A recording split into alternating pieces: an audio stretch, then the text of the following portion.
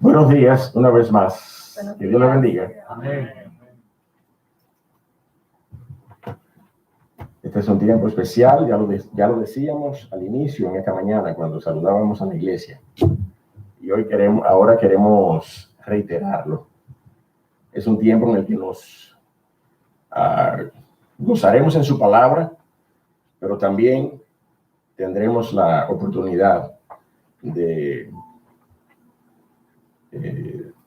saludarnos, de mostrar, ¿verdad?, a cada uno, sobre todo las madres en este día, ¿verdad? Como ya lo hicimos al inicio, pero queremos reiterar las felicitaciones, ¿verdad? Ya se han agregado algunas otras. Creo que Michelle se estrena este año, ¿sí? Sí, señora. Michelle y la abuela se estrena también. Está estrenando estatus de madre este año, una gran bendición. Y nosotros estamos muy contentos de tener una madre adicional en medio de nosotros. Así que Dios te bendiga, Michelle, a tu familia, a la abuela, a todas las madres que están aquí. En Esperanza, que no la veíamos ahorita, pero ya está aquí. Doña Francisca, que Dios le bendiga. Y damos gracias al Señor por cada uno de ustedes. Mis amados, vamos a Mateo, vamos a nuestro objeto de estudio durante estos meses, durante estos años, durante estos últimos 3 años que llevamos estudiando el libro de Mateo, el Evangelio de Mateo. Ha sido una gran bendición para nosotros y hoy estamos en el capítulo 16.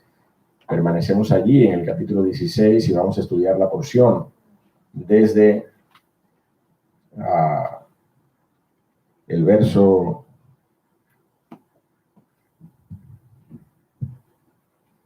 número 21, desde el verso número 21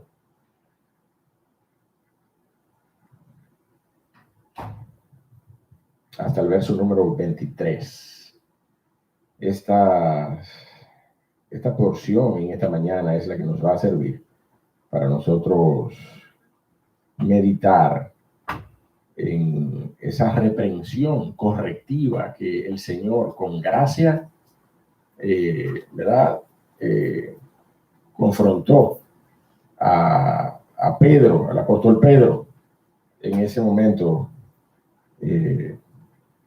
¿verdad?, tan particular por lo que había pasado, simplemente unos versículos anteriores, en donde nosotros veíamos con deleite y dando gracias a Dios por la manera en cómo reveló al apóstol Pedro aquellas cosas. No te lo ha revelado ni sangre ni carne. ¡Qué bendición! Y unos versículos más adelante: apártate de mí, Satanás, porque me eres tropiezo.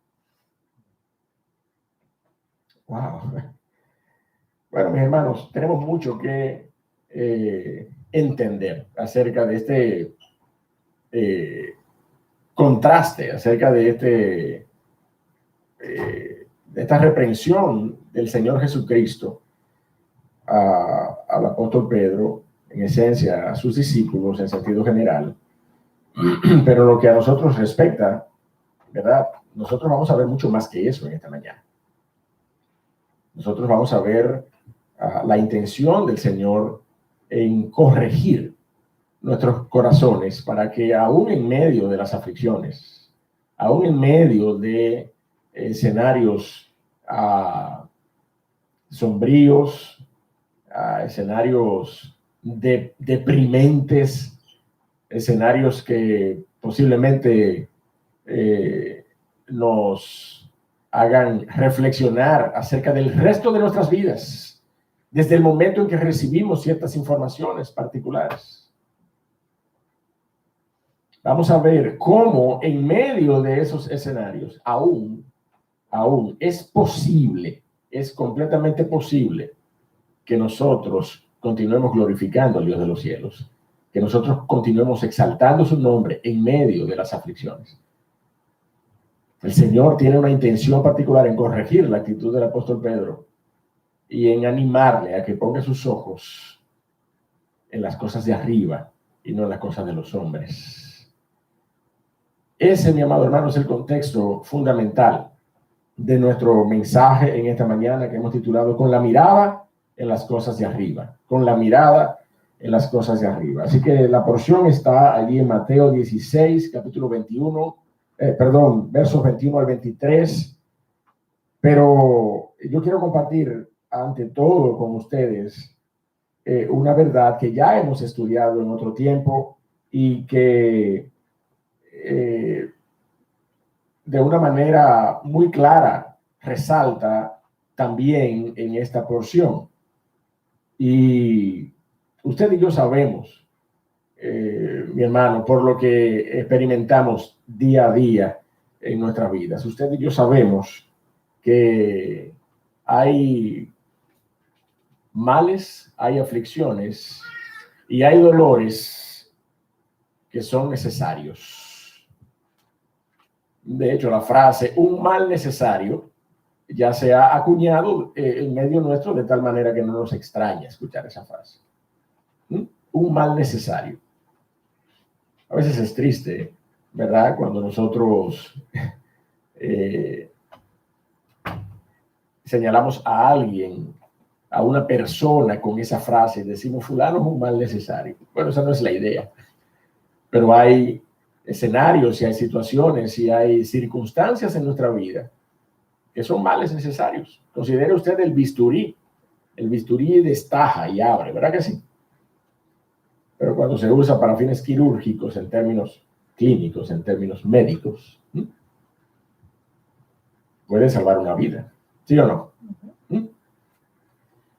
Y de manera particular, el dolor mismo en términos naturales y orgánicos en nuestro cuerpo, el dolor o la fiebre, no es un mal que nosotros no quisiéramos padecer en ningún momento. Sin embargo, es necesario. Es necesario el dolor físico en nuestras vidas y las fiebres. ¿Por qué? ¿Por qué? Sin que haya ningún médico aquí en la sala, como en las películas. ¿Hay algún médico en la sala? No, sin que haya ningún médico, aquí usted y yo lo sabemos. Porque son alarmas, como dice ¿verdad? Mi esposa allí que la escuché, porque nos avisan de alguna aflicción, de alguna situación, de alguna afección interna. Son alarmas. Gloria a Dios por el dolor en nuestros cuerpos, entonces, mi hermano. Gloria a Dios por esos cuadros febriles que nos dicen que algo está pasando. Hay alguna infección en nuestro organismo. Algo hay, algo sucede. Yo puedo decirle de manera personal acerca de eso. Todo el que conoce acerca de mi testimonio con respecto al accidente que tuve hace 33 años, que me llevó a una pierna reconstruida, como quien dice. Mi pierna derecha reconstruida, como quien dice. 3 operaciones, un injerto óseo, usted lo sabe. Bueno, pues mire, desde la cabeza del muslo hasta el tobillo, yo tengo zonas, muchas zonas, por no decir la pierna completa, tengo zonas de esa pierna que no tengo sensibilidad a causa de todo el trauma y las cirugías y todo eso. No tengo sensibilidad a nivel cutáneo. Bueno, pues mire, a veces yo me doy cuenta que me di un golpe por la sangre que yo veo que se secó ahí hace rato y que yo ni me di cuenta, y de, al rato, cuando yo me estoy pasando la mano, oye, esta sangre. Entonces, ¿es o no es una bendición el dolor? Es una bendición y es una necesidad el nosotros saber que algo sucedió.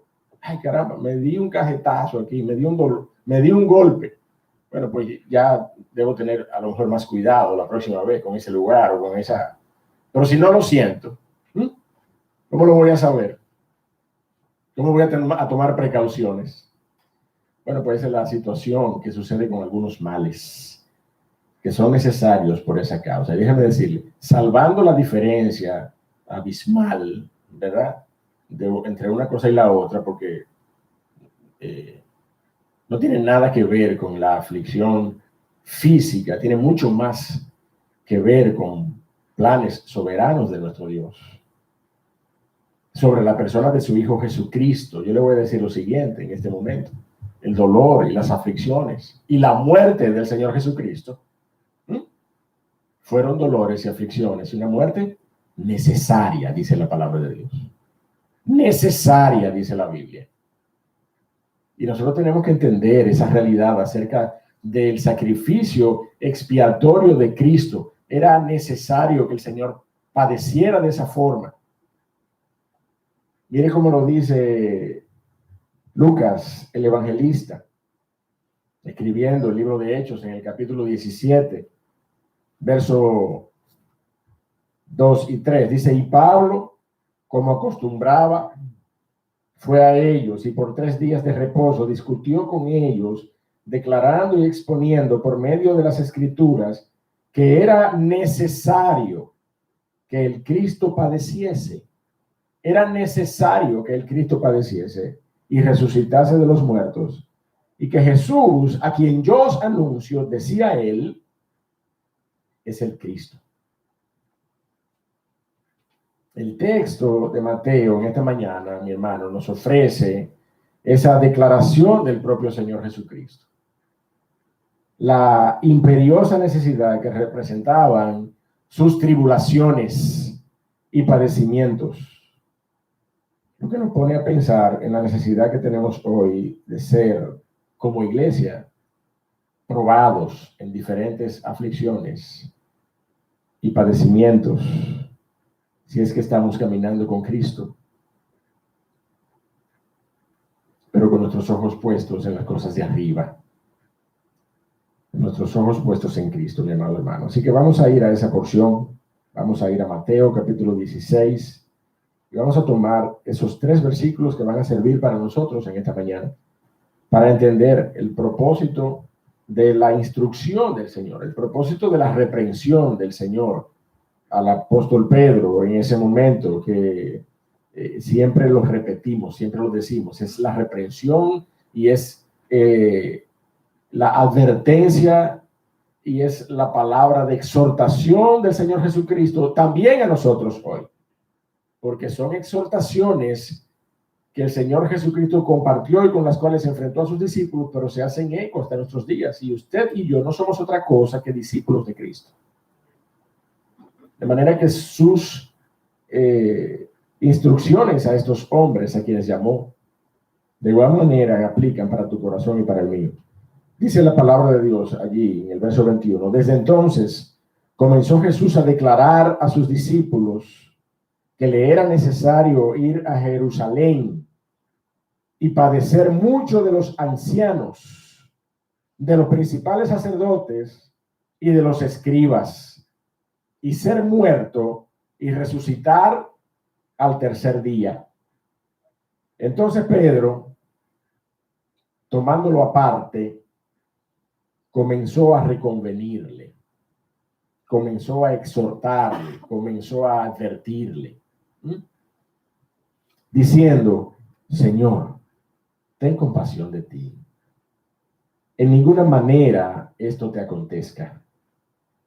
Pero él, volviéndose, dijo a Pedro, quítate de delante de mí, Satanás.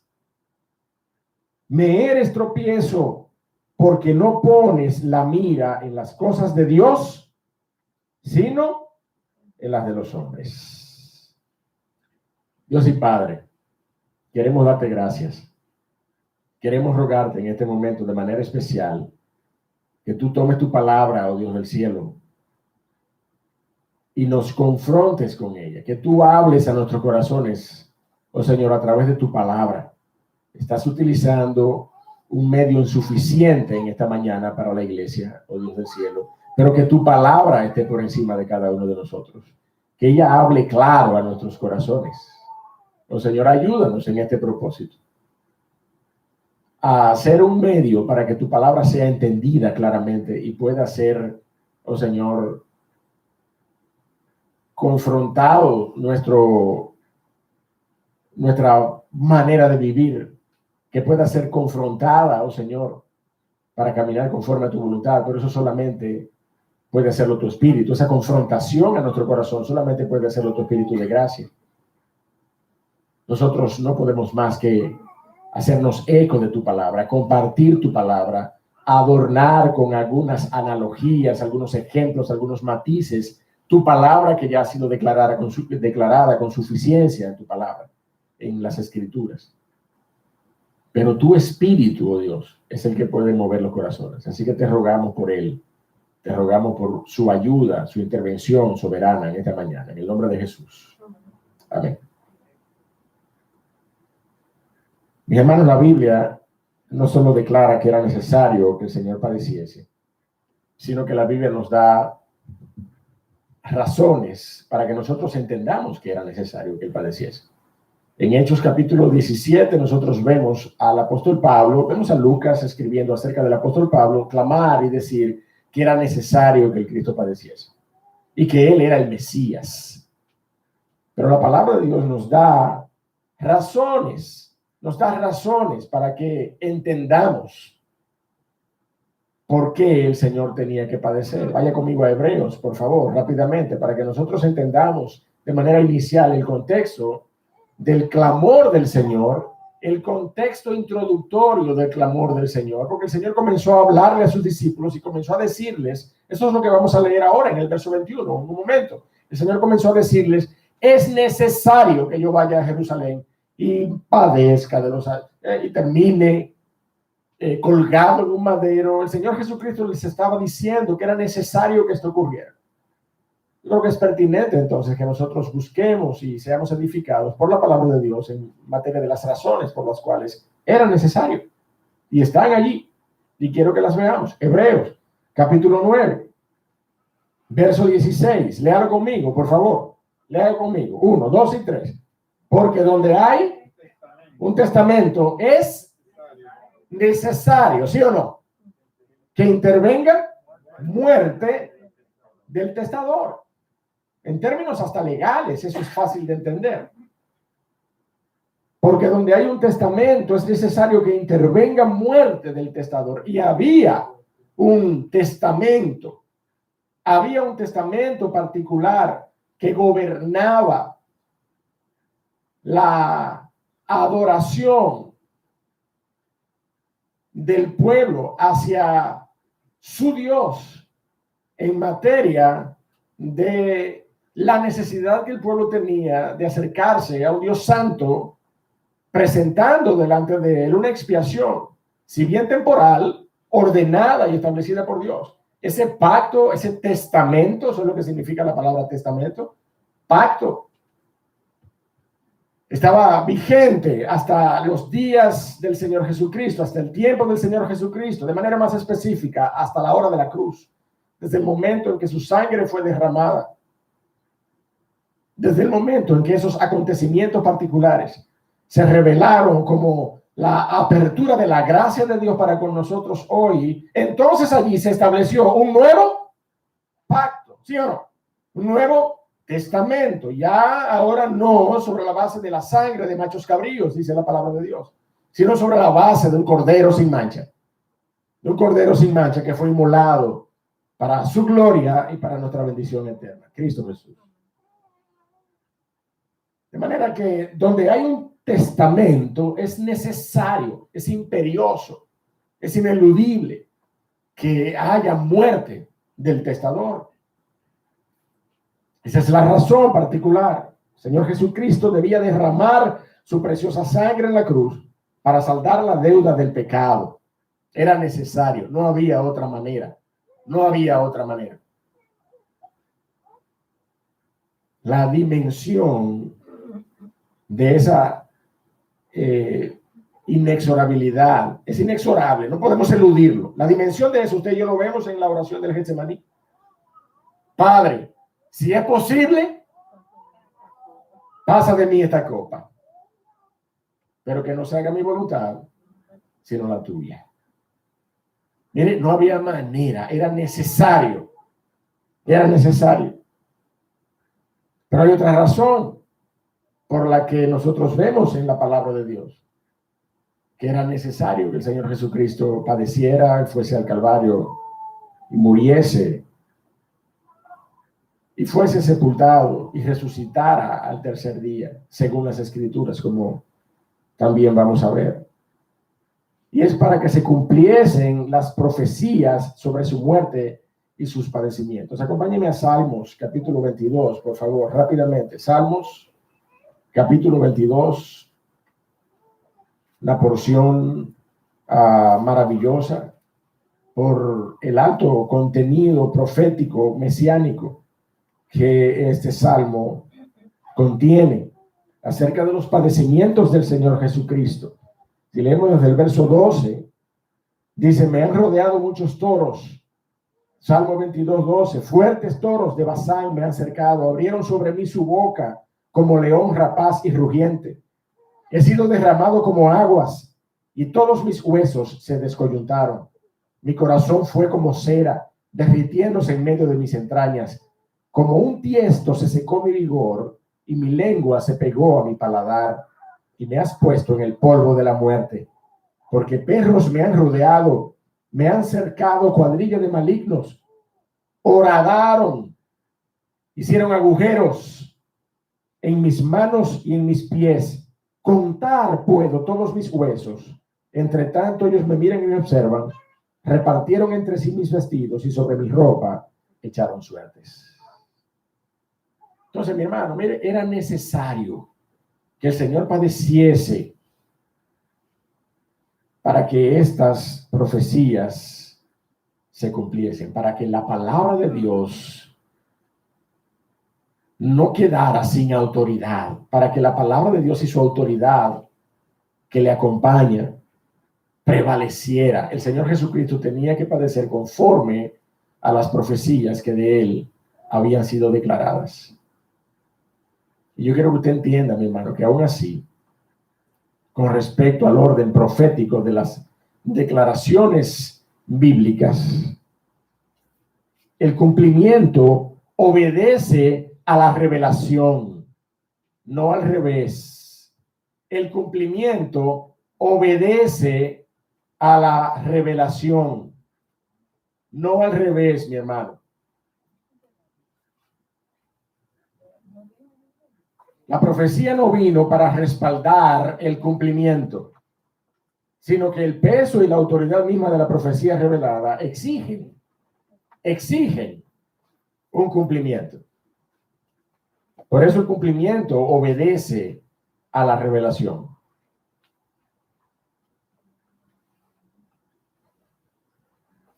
Pero esa era una necesidad, mi amado hermano, que era consecuente. ¿Usted sabe lo que eso quiere decir? Una necesidad consecuente. Que es una necesidad que viene como consecuencia de otras razones mayores, de otras razones de mayor peso. Los padecimientos y la muerte del Señor Jesucristo no eran el fin. Los padecimientos del Señor Jesucristo fueron los medios establecidos soberanamente como parte de un plan eterno. Eso lo voy a decir de nuevo para que usted me entienda.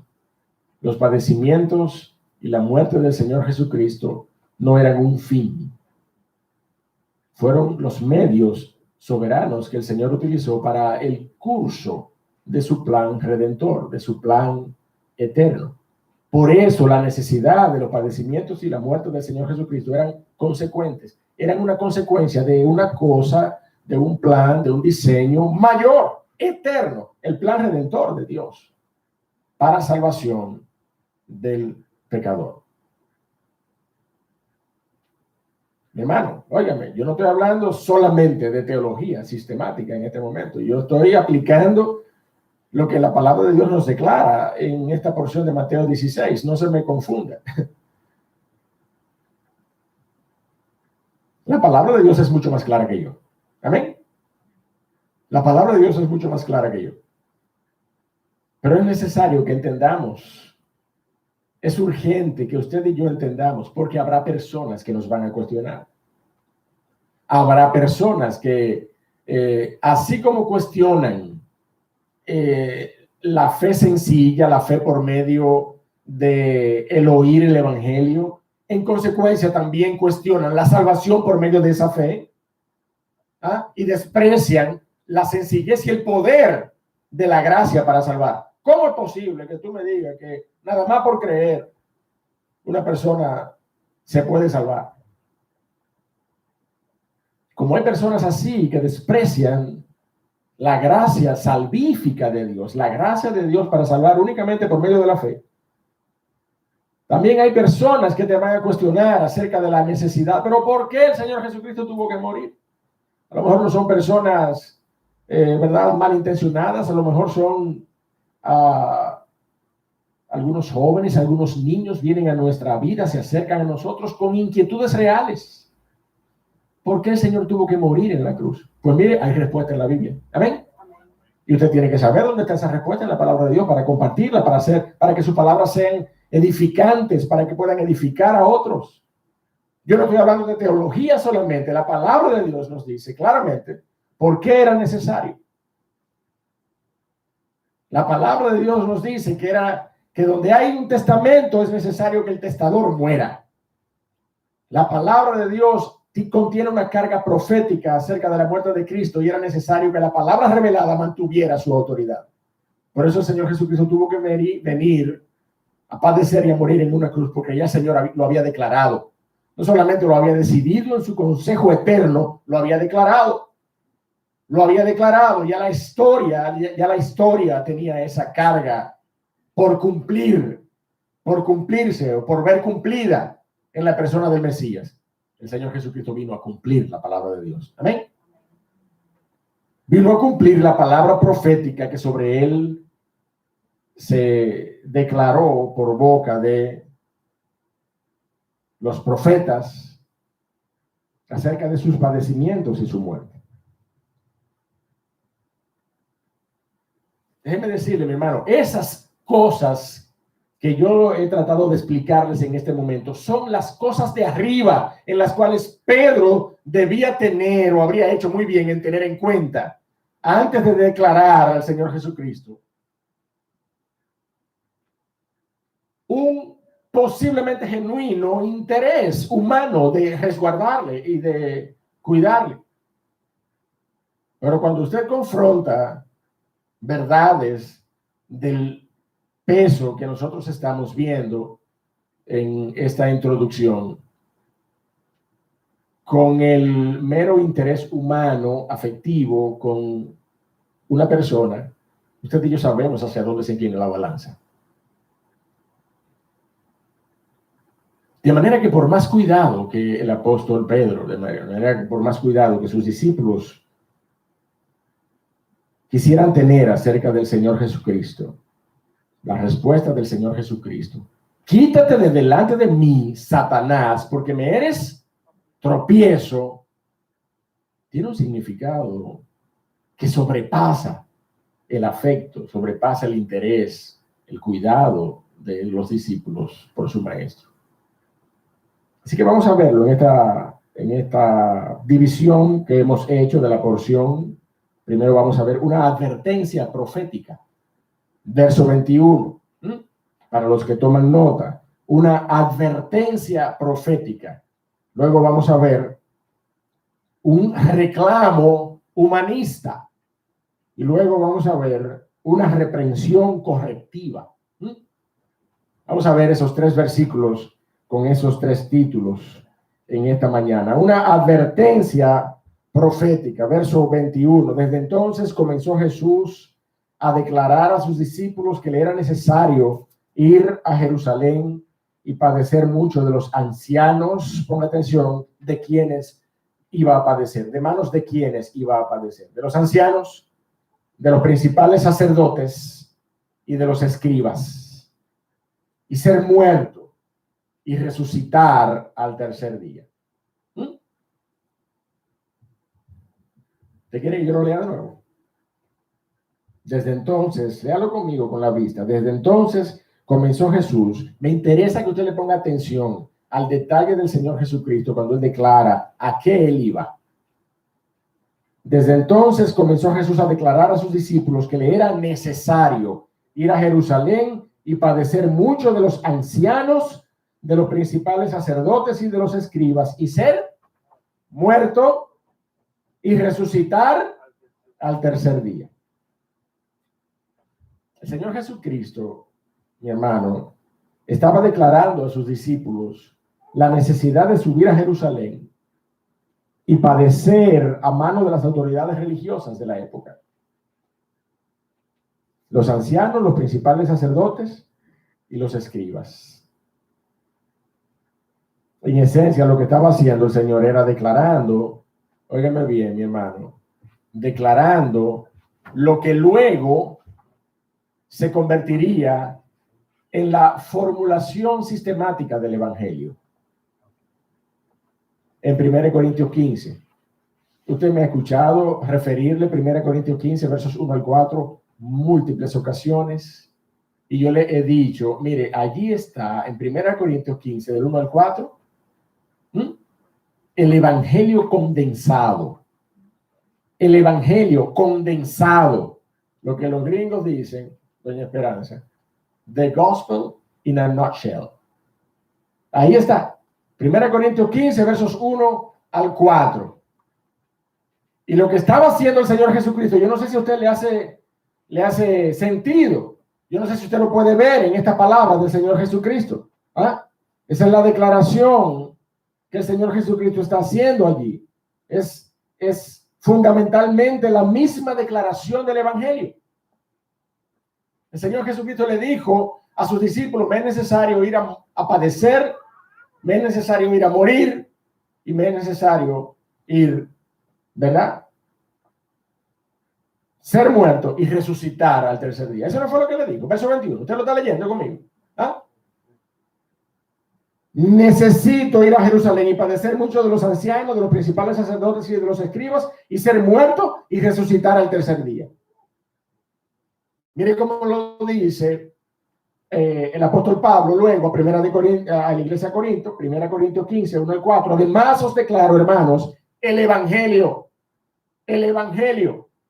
que os he predicado, el cual también recibisteis, en el cual también perseveráis, por el cual asimismo si retenéis la palabra que os he predicado, sois salvos si no creísteis en vano. Verso 3, agárralo ahí. Porque primeramente os he enseñado lo que asimismo recibí, que Cristo murió por nuestros pecados conforme a las Escrituras y que fue sepultado y que resucitó al tercer día conforme a las Escrituras. ¿No le hace clic eso? Es exactamente lo que el Señor Jesucristo estaba declarando a sus discípulos.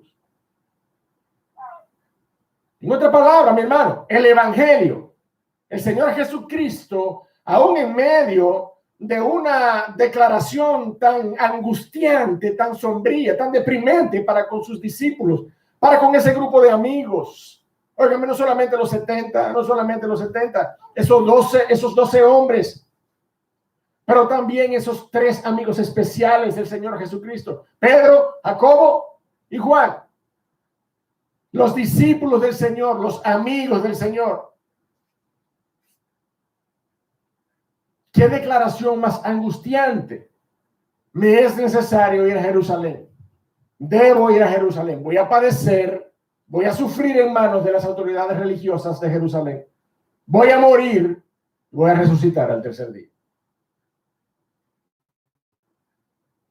Y en medio de esa declaración, así de angustiante, así de sombría, así de triste, así de deprimente, el Señor Jesucristo estaba predicando el Evangelio.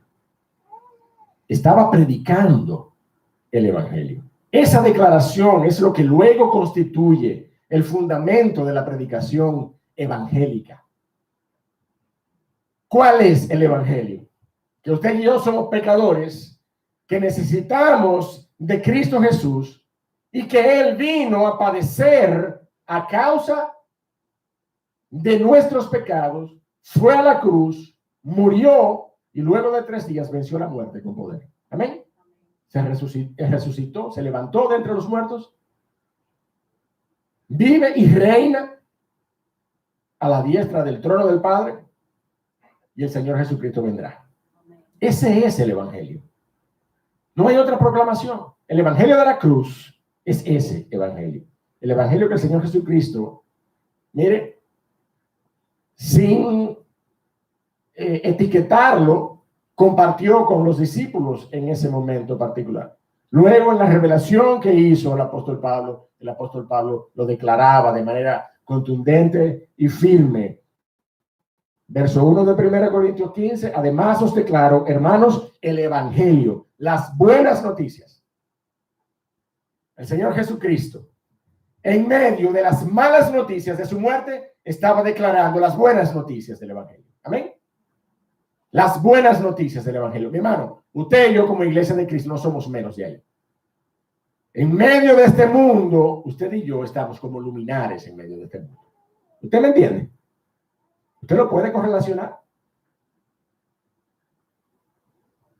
La iglesia de Cristo no es menos que el mensaje que el Señor Jesucristo estaba predicando en este momento. En medio de noticias tristes acerca de su partida, el Señor Jesucristo no estaba haciendo otra cosa que predicando el Evangelio. Cuando tú y yo estemos dando malas noticias, aún tenemos oportunidad de predicar el Evangelio de Cristo. Cristo murió por nuestros pecados conforme a las Escrituras y fue sepultado y resucitó al tercer día, todo conforme a lo que había sido escrito de él, conforme a las Escrituras, dice el apóstol Pablo, allí en 1 Corintios 15. Pero si tú lo ves así rápidamente, desde el verso 1 al 4, 1 Corintios 15, a lo mejor tú te preguntarás, ¿dónde, pastor, allí incluye el apóstol Pablo el advenimiento del Señor Jesucristo? Porque posiblemente cuando tú y yo estamos hablando del Evangelio, nunca dejamos de animar y de alentar a las personas con la esperanza de que el Señor Jesucristo viene. Nunca lo dejamos de hacer. Siempre incluimos la esperanza bienaventurada del advenimiento del Señor Jesucristo. Y siempre que predicamos el Evangelio y siempre que declaramos el camino de la cruz como el único camino de salvación en la persona de Cristo Jesús, terminamos diciendo, Cristo Jesús viene. El Señor Jesucristo viene. Y su iglesia le espera. ¿Dónde, pastor? Entonces, en los versos 1 al 4, el apóstol Pablo nos habla acerca del advenimiento del Señor Jesucristo. No lo veo allí en el Evangelio condensado desde los versos 1 al 4. Evidentemente, la respuesta mía para esa pregunta sería, bueno, lo que pasa es que te falta leer el contexto completo del capítulo 15. Porque Pablo sí aborda la segunda venida de Cristo en el contexto del capítulo 15. Lo que pasa es que lo hace luego de explicar en un contexto más amplio la verticalidad de la resurrección, cómo la resurrección se convierte, explicada allí por el apóstol Pablo, en ese aspecto neurálgico de nuestra fe en la persona de Cristo y en su obra en la cruz. Pablo tiene la necesidad de explicar en ese momento particular el valor de la resurrección, mi amado hermano, porque habían algunos que no creían en la resurrección del Señor Jesucristo. Como hoy hay personas que siguen sin creer, no solamente en la resurrección del Señor Jesucristo, hay personas que hoy siguen sin creer en el Jesucristo histórico, y ha sido necesario establecer una línea prácticamente científica, arqueológica, histórica, de evidencias y de hallazgos para demostrar en paralelo con la declaración de las Escrituras la existencia del Jesucristo histórico.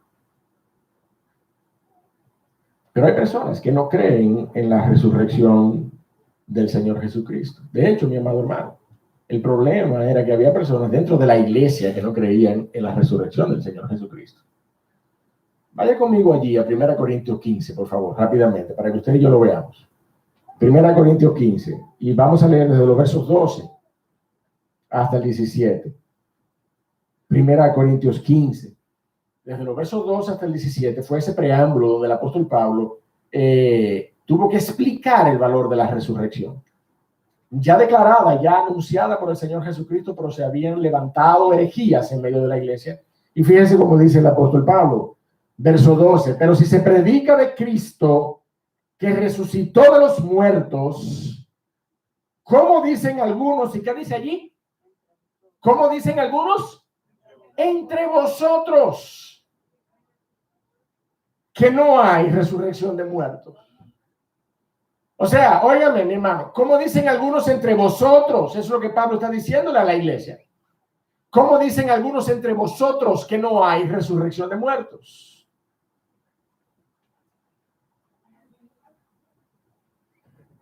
Es la manera en la como a veces nosotros exponemos verdades por la palabra de Dios, verdades bíblicas, explicadas y expuestas de manera clara y transparente, que usted puede verlo y que usted con su Biblia en la mano puede constatarlo, y que entonces al final uno perciba que hay alguno entre vosotros que sigue creencias contrarias a lo que se ha predicado conforme a la palabra de Dios. ¿Cómo es posible? Es lo que dice Pablo. ¿Cómo dicen algunos entre vosotros que no hay resurrección de muertos? Porque si no hay resurrección de muertos, tampoco Cristo resucitó. Y si Cristo no resucitó, vana es entonces nuestra predicación, vana es también nuestra fe. Y somos hallados falsos testigos de Dios porque hemos testificado de Dios que Él resucitó a Cristo, al cual no resucitó, si en verdad los muertos no resucitan. Porque si los muertos no resucitan, tampoco Cristo resucitó, y si Cristo no resucitó, vana es vuestra fe, aún estáis en vuestros pecados. Si Cristo no resucitó, verdaderamente fue un hombre más en medio de nosotros. Un hombre cualquiera, un profeta cualquiera, de los que murió y cuyos huesos se convirtieron en polvo. Y hoy la historia ha olvidado su descanso terrenal. Pero si usted va a Jerusalén, primero yo no creo que usted vaya a encontrar la tumba vacía, porque han hecho tanto negocio con eso que ya ni se sabe cuál fue la tumba. Pero de encontrarse, usted puede estar seguro que la evidencia, tal como fue declarado en el momento angustiante en que los discípulos corrieron para ver la noticia de que el Señor Jesucristo no estaba allí, y que les fue declarado, ha resucitado. Y luego, mi hermano, luego que el apóstol Pablo defiende esa doctrina neurálgica, concluye con la declaración gloriosa de la segunda venida de Cristo Jesús. Verso 20 de 1 Corintios 15. Mas ahora Cristo ha resucitado de los muertos, primicia de los que durmieron es hecho, porque por cuanto la muerte entró por un hombre, también por un hombre la resurrección de los muertos. Porque así como en Adán todos mueren, también en Cristo todos los que están en Cristo serán vivificados. Ese también en Cristo todos serán vivificados no se declara en detrimento de una relación personal con Cristo. No, los que tengan una relación personal con Cristo, los que estén en Cristo serán resucitados. Eso es lo que quiere decir la palabra de Dios ahí. De hecho, hay una revisión, hay una traducción bíblica que lo dice mucho más claro. Me encanta esa traducción bíblica de Castilla, de la Sociedad Bíblica Internacional. Lo dice, todos morimos porque todos somos parte de la descendencia de Adán, pero todos los que son parte de la familia de Cristo volverán a vivir. Todos los que son parte de la familia de Cristo volverán a vivir.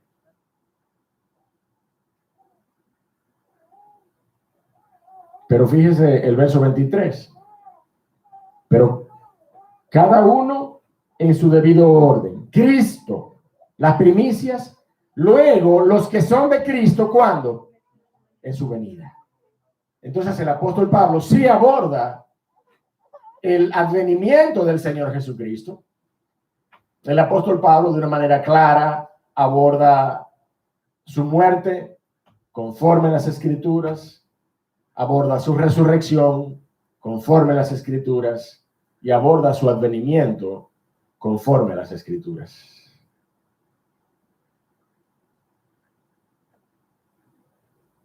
Mi hermano, esta es la verdad gloriosa que forma parte de la formulación evangélica en la declaración del Señor. Allí en Mateo 16. Volvamos a Mateo 16. Era necesario ir a Jerusalén y padecer mucho de los ancianos y de los principales sacerdotes y de los escribas y ser muerto y resucitar al tercer día. El Señor ciertamente resucitó y el Señor vendrá otra vez. Esa es la declaración evangélica que el Señor compartió con sus discípulos. Pero déjeme decirle, esa declaración generó una reacción en el apóstol Pedro, que no fue otra cosa que un reclamo humanista del apóstol Pedro. Verso 22, Mateo 16. Entonces Pedro, ¿qué dice allí? Tomándolo aparte, comenzó a reconvenirle, diciendo: Señor, Señor, ten compasión de ti. En ninguna manera esto te acontezca. Mira, en términos humanos, yo tengo que decir esto. En términos humanos no era una aberración lo que Pedro estaba diciendo. ¿Usted me está entendiendo lo que yo quiero decir? En términos humanos, el apóstol Pedro no estaba blasfemando. En términos humanos, el apóstol Pedro tenía un vínculo afectivo con el Señor Jesucristo de una manera fuerte. Era un amigo íntimo, era un amigo cercano del Señor Jesucristo. Sí, le negó 3 veces. Pero era un amigo cercano del Señor Jesucristo. Pedro compartió con el Señor Jesucristo una serie de portentos y de eventos. Fue testigo de la transfiguración del Señor Jesucristo. Estuvo con el Señor Jesucristo en el Getsemaní, cuando el Señor Jesucristo estaba orando y de él caían como sudor, gotas de sangre, dice la palabra de Dios. Allí estaba el apóstol Pedro. El apóstol Pedro caminó sobre las aguas. El apóstol Pedro tenía una relación con el Señor Jesucristo especial, como posiblemente ningún otro discípulo tenía una relación. El Señor Jesucristo era tenido como el maestro por el apóstol Pedro. Entonces no era una aberrante declaración del apóstol Pedro cuando quiso cuidar del Señor Jesucristo. Pero esas declaraciones, mi amado hermano, ten compasión de ti. Y en ninguna manera esto te acontezca, refleja una cosmovisión terrenal y humanista, propia de una condición de pecado que era natural en el apóstol Pedro, y es natural en ti, y es natural en mí.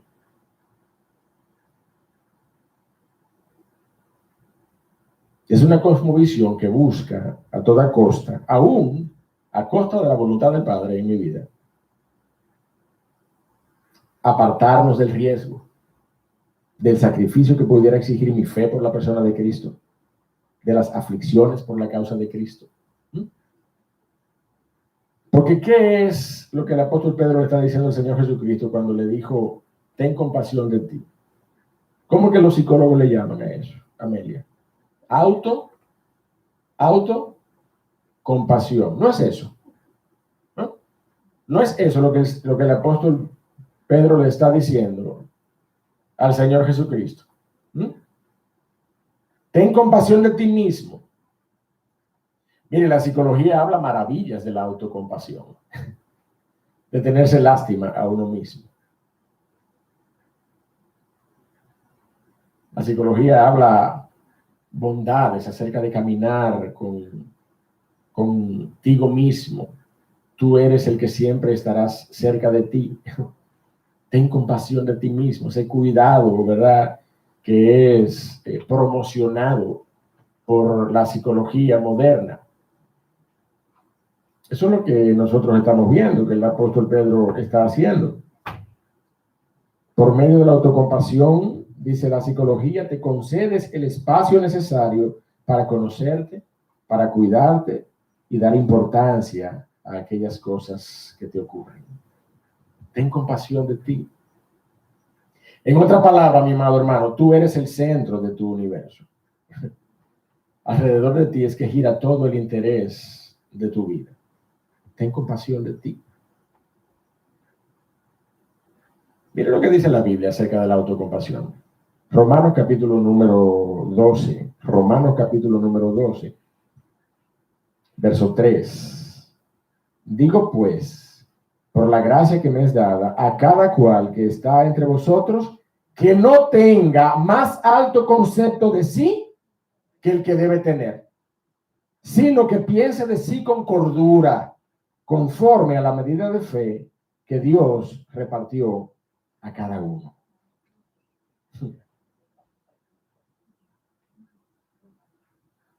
De manera que yo no sé dónde hay espacio para la autocompasión en la vida del cristiano. Si el cristiano se va a solazar, se va a gozar en algo, la palabra de Dios nos enseña en quién es que tenemos que gozarnos. No es en nosotros mismos, no es deleitándonos en nuestro cuidado, en el cuidado anímico de nosotros mismos. Miren lo que la palabra de Dios dice en Romanos capítulo 5. Dele un poquito para la izquierda, la Biblia. Romanos capítulo 5, versos 1 al 3. Justificados pues por la fe, tenemos paz para con Dios por medio de nuestro Señor Jesucristo, por quien también tenemos entrada por la fe a esta gracia en la cual estamos firmes. ¿Y qué dice allí? Y nos gloriamos, ¿en qué cosa? En la esperanza de la gloria de Dios. En eso es que nos gloriamos, no es en otra cosa, no es en nosotros mismos, ¿ah? No es en nosotros mismos, no es en nuestra debilidad, como se dice a veces, ahí estás tú poniendo chiquitito para que te carguen. No es en la autocompasión. Si en algo tú y yo nos vamos a gloriar, es en Cristo Jesús. Es en la esperanza gloriosa de lo que Dios ha prometido en Cristo Jesús. Y mira el verso 3. ¿Qué dice más el verso 3? Y no solo esto, ¿qué dice? Sino que también nos gloriamos. ¿En qué cosa? En las tribulaciones, mi hermano. Cuando usted y yo estamos pasando tribulaciones y aflicciones en nuestro caminar con Cristo, óigame, levante su rostro. ¿Usted me entiende? Como el que está ayunando para la gloria de Dios. No demudes tu rostro. No fue eso lo que el Señor Jesucristo les dijo a los que ayunaban para que los demás lo vieran. Hay gente que ayuna y usted me mire con el moco para abajo. ¿Cómo fue? Así. Triste. ¿Y qué tiene tú? Ay, estoy ayunando. Tengo los labios cenizos. Estoy ayunando. Autocompasión, eso es lo que está la palabra de Dios, ¿verdad? Mostrándonos en el contexto de estos versículos. Debemos rechazar el ser autocompasivos. ¿O no te es suficiente que el apóstol Pedro le dijo eso al Señor Jesucristo? Ten compasión de ti. Y el Señor Jesucristo vino de atrás para adelante y le dijo, apártate de mí, Satanás. ¿No te es suficiente la respuesta del Señor Jesucristo para entender que no es una actitud bíblica el que nosotros fomentemos la autocompasión en nuestra vida? No, mira, si algo debes gloriarte, esa es la esperanza de la gloria de Dios. Y no solo esto, verso 3, Romanos 5, sino que también nos gloriamos en las tribulaciones y en las aflicciones. También nos gloriamos en las aflicciones y en los padecimientos, sabiendo que la tribulación produce paciencia. Pero te faltan más razones. Mira el verso 11. Mira el verso 11 de Romanos 5. ¿Qué dice allí? Y no solo esto, sino que también nos gloriamos en ¿quién? En Dios, por el Señor nuestro Jesucristo, por quien hemos recibido ahora la reconciliación. Razones, mi hermano, hay de más para que usted y yo estemos gozosos y estemos glorificando a Dios en todo tiempo, aún en medio de las aflicciones. Cero autocompasión. Olvídese de eso. Olvídese de eso, que esa no es la actitud del cristiano. Esa no es la actitud del cristiano.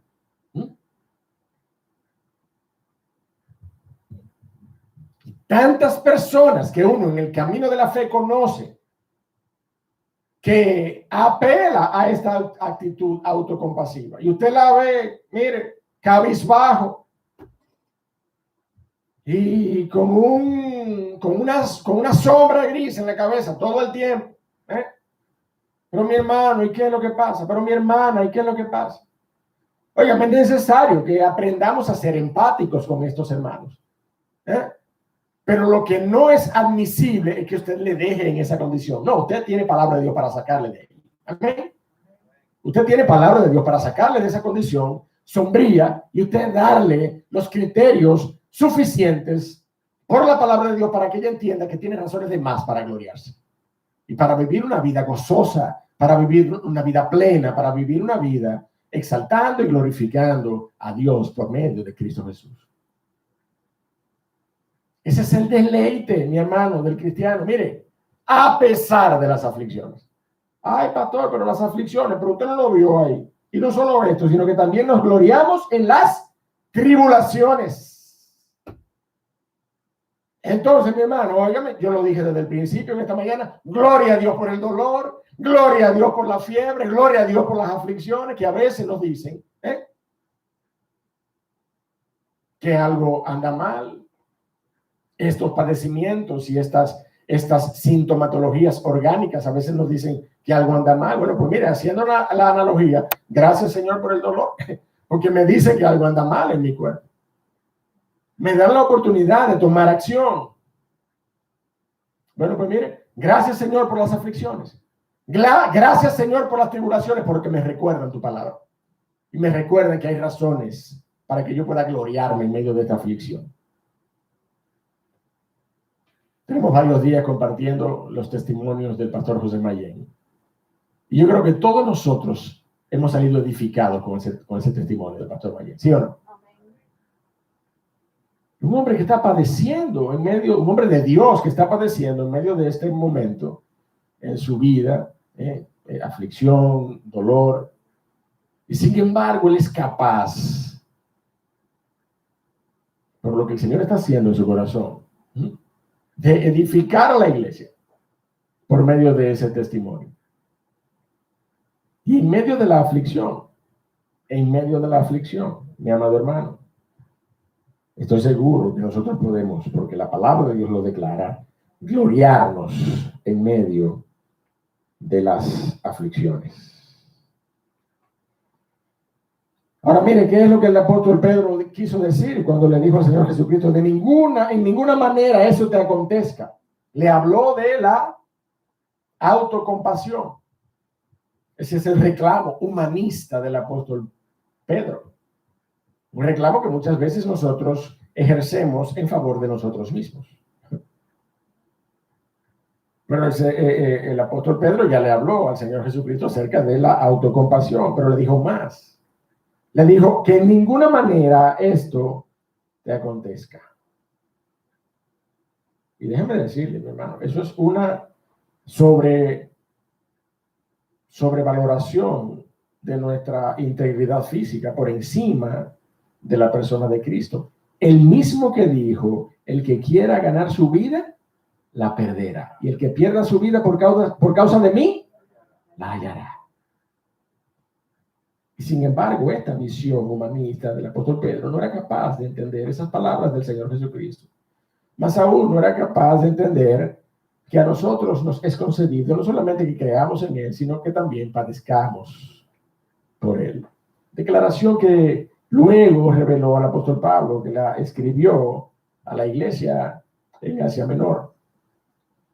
Nos ha sido concedido a causa de Cristo no solo que creamos en Él, sino que también padezcamos por Él. Pero fíjese, fue el mismo apóstol Pedro que luego escribió a la iglesia acerca de la necesidad de ser afligido en diversas pruebas.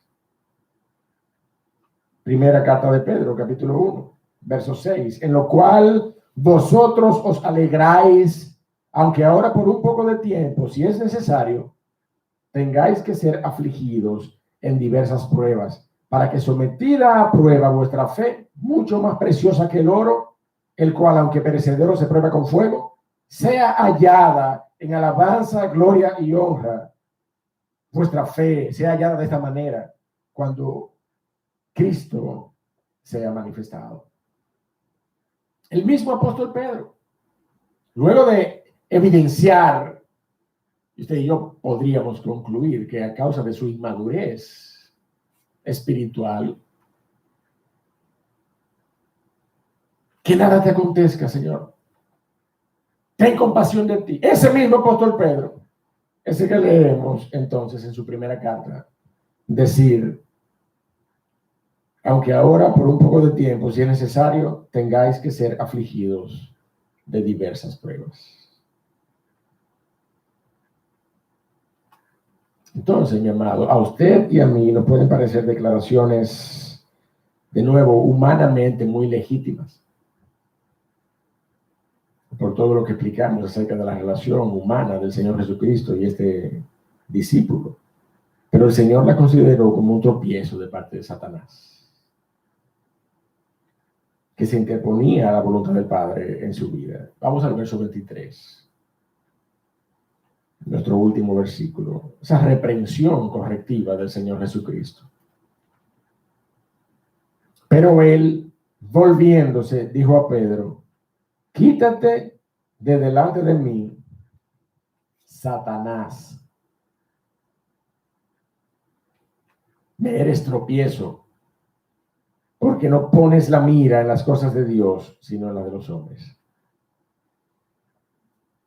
Óigame, el Señor sabía quién estaba detrás de aquella declaración cuando le reclamó a Pedro, apártate de mí, Satanás, quítate de delante de mí, Satanás. Yo le voy a decir esto, nosotros habita la simiente de pecado. En el Señor Jesucristo no. Cuando el Señor Jesucristo estaba en el desierto, el Señor Jesucristo fue tentado, pero no por su concupiscencia. Fue tentado por factores externos, por Satanás que estaba tentándole. ¿Usted me entiende? Cuando usted y yo somos tentados, ¿qué dice la Biblia? Somos tentados por nuestra propia concupiscencia. Vamos a Santiago, por favor. Santiago. Para que podamos revisar nuevamente la declaración de la palabra de Dios. Verso 13, capítulo 1. Cuando alguno es tentado, ¿qué diga? ¿Qué dice allí? No diga que es tentado de parte de Dios, porque Dios no puede ser tentado por el mal, ni él tienta a nadie, sino que cada uno es tentado cuando de su propia concupiscencia es atraído y seducido. Entonces la concupiscencia, después que ha concebido, da a luz el pecado, y el pecado, siendo llevado a cabo, siendo consumado, da a luz la muerte. En el Señor Jesucristo no había simiente de pecado. La tentación en el desierto del Señor Jesucristo fue a causa de Satanás, un factor externo, al cual muchas veces recurrimos por no aceptar nuestra propia concupiscencia. ¿Usted me entiende? Pero de igual manera, en este momento, el Señor Jesucristo sabía quién estaba detrás de esta declaración del apóstol Pedro, y no era otra cosa que la persona de Satanás. No fue figurativamente que el Señor le habló al apóstol Pedro. El Señor sabía que detrás de todo aquel tropiezo estaba la persona de Satanás. Quítate de delante de mí, porque me eres tropiezo, porque no pones la mira en las cosas de Dios. No pones las miras en las cosas de Dios, sino en las de los hombres. Mire, mi hermano, muchas veces las cosas de Dios involucran padecimientos y casi siempre queremos que sus efectos no nos acontezcan. Necesitamos su gracia, mi amado hermano, para que sus planes y propósitos nos importen más que la naturaleza e intensidad del padecimiento. Esta palabra de Pedro, lejos de ser palabras de cuidado por el Señor Jesucristo, no estaban siendo otra cosa que tropiezo para el Señor Jesucristo. Porque en realidad cualquier cosa que se interponga entre la voluntad de Dios y tu vida es un tropiezo, mi amado hermano. Cualquier cosa que se interponga entre la voluntad de Dios y tu vida es un tropiezo. Puede ser una persona, puede ser un empleo, puede ser un negocio. Cualquier cosa que se interponga entre la voluntad de Dios y tu vida, mira, no es una oportunidad, no, es un tropiezo. Eso es lo que la palabra de Dios nos enseña.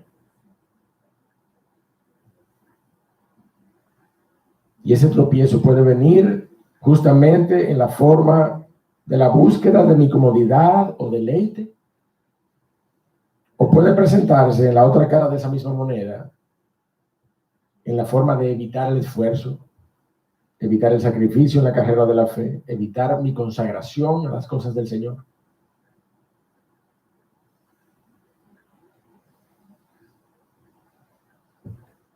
Y tú vas a ir para allá, no, quédate. Lo vemos por YouTube el servicio. Total, eso está ahí en las redes. ¿Y cuándo? Las 10? No, hombre, después. Eso está grabado, ¿eh?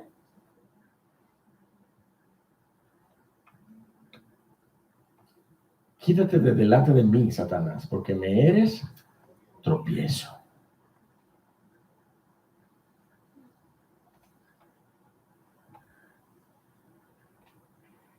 Desde el punto de vista humano, no fue una aberración lo que Pedro declaró. Pero el maestro, amigo y señor debía corregir la cosmovisión de su discípulo, indicándole dónde debía poner su mirada. Acompáñame a Colosenses para que lo veamos desde la perspectiva del apóstol Pablo escribiendo a la iglesia en Colosas. Capítulo 3, versos 1 al 4. Colosenses, capítulo 3, versos 1 al 4. Si pues habéis resucitado con Cristo, buscad las cosas de arriba, donde está Cristo sentado a la diestra de Dios. Poned la mira en las cosas de arriba, no en las de la tierra, porque habéis muerto y vuestra vida está escondida con Cristo en Dios. Cuando Cristo, que es vuestra vida, se manifieste, entonces vosotros también seréis manifestados con Él en gloria. No antes, mi hermano. No antes. Cuando Cristo se manifieste. Mientras tanto, tú y yo sabemos que tenemos una cruz que nos pertenece. Cada uno tome su cruz día a día y sígame, dice el Señor Jesucristo. ¿Tú quieres ser llamado su discípulo? Es necesario que tú entiendas que seguir a Cristo tiene un costo. Es necesario que tú entiendas que nosotros necesitamos poner nuestra mirada en las cosas de arriba, no en las cosas de los hombres. Porque así como este mundo y sus deseos nos atraen a sí mismo, en el mundo tendremos aflicción. Y si a cualquiera de esos dos escenarios tú le huyes, si a cualquiera de esos dos escenarios tú lo que vas es a manejarlo con autocompasión, ay, que esto no te acontezca. Ay, ten cuidado, guárdate de estas cosas.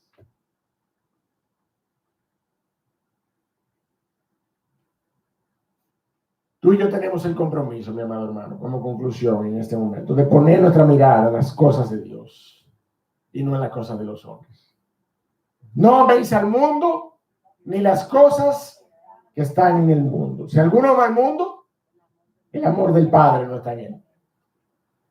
Porque todo lo que hay en el mundo, los deseos de la carne, los deseos de los ojos y la vanagloria de la vida, no proviene del Padre, sino del mundo. ¿Y qué dice la palabra de Dios con respecto a esas cosas? Que el mundo pasa y sus deseos también pasan.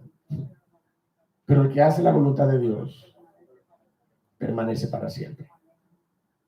Y esa es una promesa, mi amado hermano, que está por encima de mi afecto por las cosas del mundo, de mi afecto por las personas, de mi autocompasión. Está por encima. La promesa de vida eterna en Cristo Jesús está por encima de todas esas cosas, mi hermano.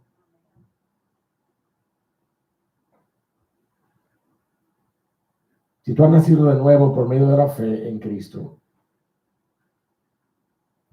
bien puedes poner tu mirada en las cosas de Dios y no en las de los hombres. Pero si tú no has reconocido a Cristo Jesús como Señor y Salvador, tú estarás confinado a una mente humana cuya mirada estará en las cosas de los hombres. Por eso esa es nuestra invitación en esta mañana. Ven a los pies de Cristo, confiesa a Cristo como tu Salvador y Señor y disfruta de la promesa de vida eterna que el Señor Jesucristo ha declarado para bendición en este tiempo y para bendición en la vida venidera. Amén. Padre y Dios eterno, gracias por tu palabra en esta mañana. Gracias por confrontar nuestros corazones, oh Señor. Muchas veces somos tan negligentes, oh Dios del cielo. Muchas veces somos tan complacientes con nosotros mismos. Muchas veces tenemos tanta autocompasión y clamamos en nuestros propios corazones como Pedro clamó en ese momento.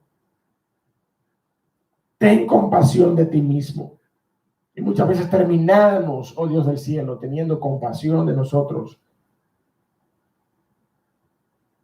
Una compasión que es más un engaño, oh Dios del cielo. Es una trampa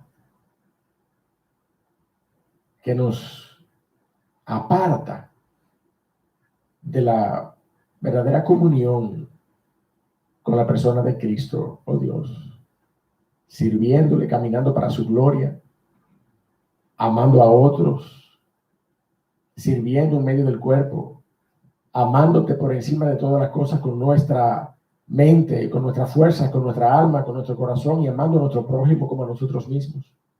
Nos aparta de las oportunidades de servir.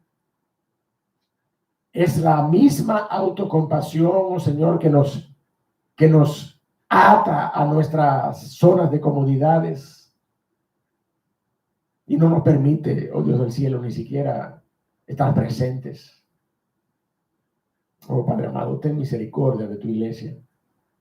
Sabemos que en este tiempo hay razones legítimas, oh Dios, por razones de salud. Tú las conoces, oh Dios. Y tú sabes, oh Padre, cuál corazón en medio nuestro, en medio de el cuerpo, oh Señor, tiene necesidad de mantenerse aislado en este tiempo, pero también sabes cuáles corazones están teniendo autocompasión de sí mismos.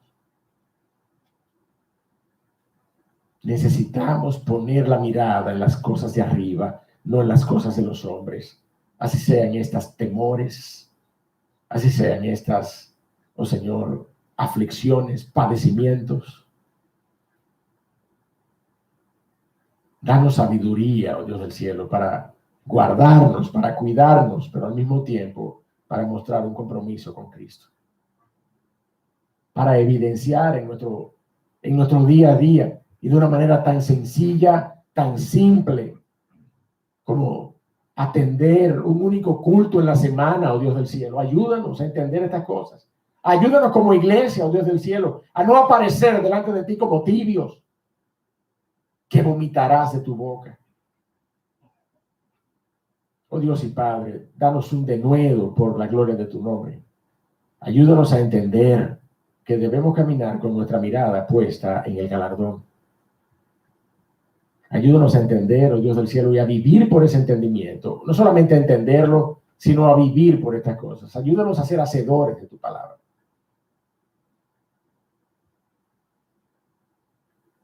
Aún así, si hay alguien en este lugar, si hay alguna persona en esta mañana aquí en medio nuestro, que no puede declarar con su boca, oh Dios, que es capaz de mirar a Cristo porque no tiene una relación con Cristo, hoy puede ser el día, oh Dios, en que tú vengas a morar en su corazón, en la persona de tu Santo Espíritu. Hoy puede ser el día en que esa persona pueda mirar con fe la obra de la cruz, porque el que hemos predicado es al Cristo de la cruz.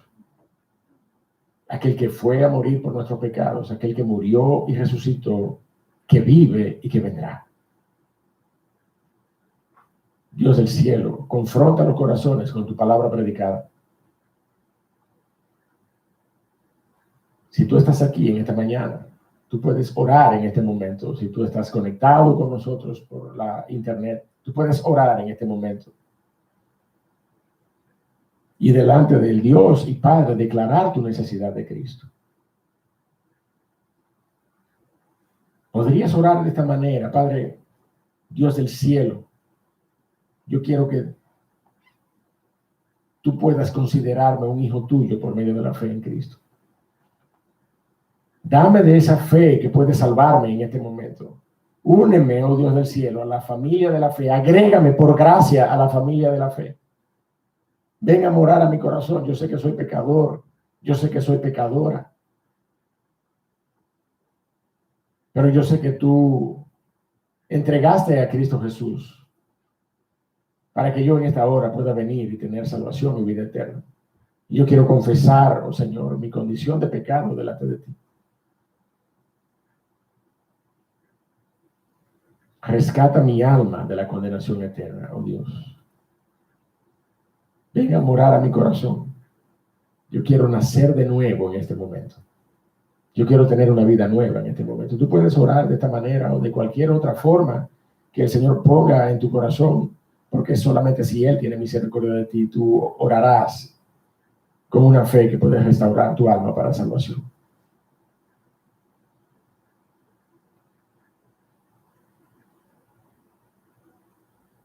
Y es nuestro deseo en oración que el Señor tenga esa misericordia de ti en esta mañana. Si tú has orado de esta manera, yo quisiera que la iglesia se mantenga con sus ojos cerrados y con la cabeza baja, en respeto por tu decisión, pero también en respeto por tu batalla interior, que posiblemente no te permita en este momento declarar públicamente. Pero tú tienes que ser honesto en tu corazón y entender que necesitas de Cristo. Aunque no declares públicamente tu fe en la persona de Cristo, si eres honesto, necesitas aceptar que necesitas de un Salvador. ¿Hay alguien aquí en esta mañana que quiera recibir a Cristo por medio de la fe? ¿Hay alguna persona en este lugar que pueda decir con su mano, simplemente con su mano: yo quiero aceptar a Cristo Jesús como Señor y Salvador?